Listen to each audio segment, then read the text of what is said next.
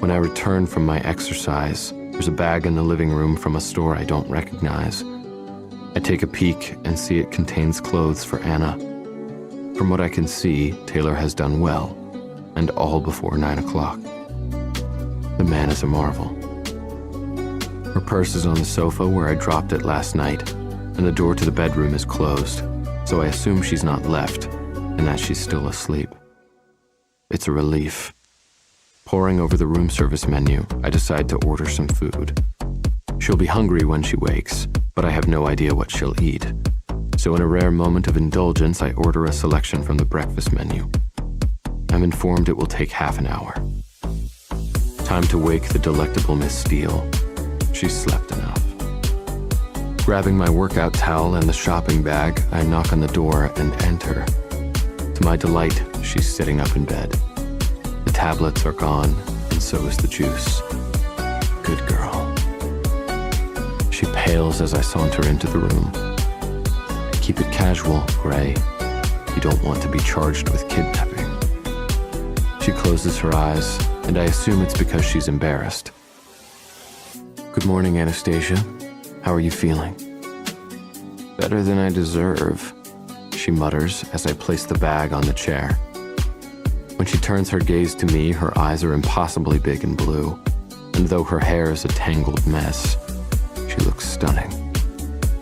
How did I get here? She asks, as though she's afraid of the answer. Reassure her, Gray. I sit down on the edge of the bed and stick to the facts. After you passed out, I didn't want to risk the leather upholstery in my car taking you all the way to your apartment, so I brought you here. Did you put me to bed? Yes. Did I throw up again? No. Thank God. Did you undress me? Yes. Who else would have undressed you? She blushes, and at last she has some color in her cheeks. Perfect teeth bite down on her lip. They suppress a groan. We didn't, she whispers, staring at her hands. Christ, what kind of animal does she think I am? Anastasia, you were comatose. Necrophilia is not my thing. My tone is dry. I like my women sentient and receptive. She sags with relief, which makes me wonder if this has happened to her before, that she's passed out and woken up in a stranger's bed and found out he's fucked her without her consent. Every time you come around, you know I can't say no.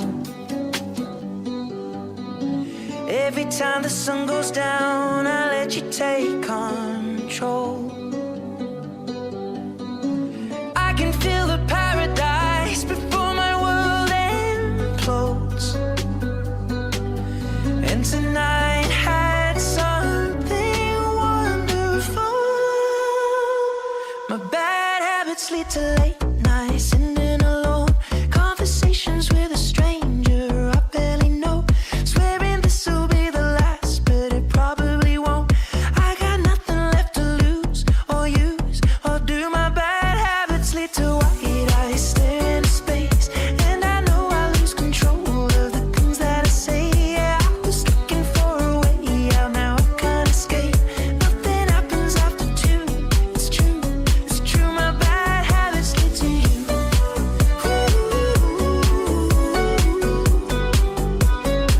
My bad habits lead to you.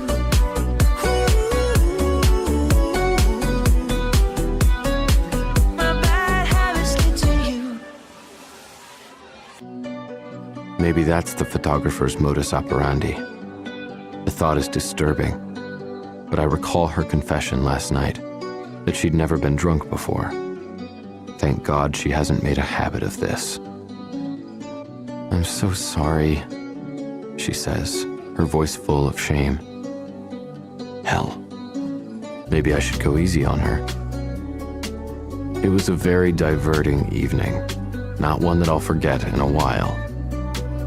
I hope that sounds conciliatory, but her brow creases. You didn't have to track me down with whatever James Bond gadgetry you're developing for the highest bidder. Whoa, now she's pissed. Why? First, the technology to track cell phones is available over the internet. Well, deep net. Second, my company does not invest or manufacture any kind of surveillance devices. My temper is fraying, but I'm on a roll. And third, if I hadn't come to get you, you'd probably be waking up in the photographer's bed. And from what I can remember, you weren't overly enthused about him pressing his suit. She blinks a couple of times, then starts giggling. She's laughing at me again. Which medieval chronicle did you escape from? You sound like a courtly knight. She's beguiling. She's calling me out. Again, and her irreverence is refreshing. Really refreshing. However, I'm under no illusion that I'm a knight in shining armor. Boy, has she got the wrong idea. And though it may not be to my advantage, I'm compelled to warn her that there's nothing chivalrous or courtly about me. Anastasia, I don't think so. Dark Knight, maybe. If only she knew. And why are we discussing me? I changed the subject. Did you eat last night? She shakes her head. I knew it. You need to eat. That's why you were so ill. Honestly, it's drinking rule number 1. Are you going to continue to scold me? Is that what I'm doing? I think so. You're lucky I'm just scolding you. What do you mean? Well, if you were mine, you wouldn't be able to sit down for a week after the stunt you pulled yesterday.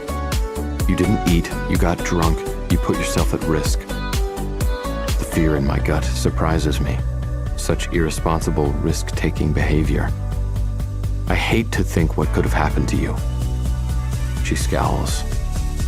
I would have been fine. I was with Kate. Some help she was. And the photographer? I retort. Jose just got out of line, she says, dismissing my concern and tossing her tangled hair over her shoulder.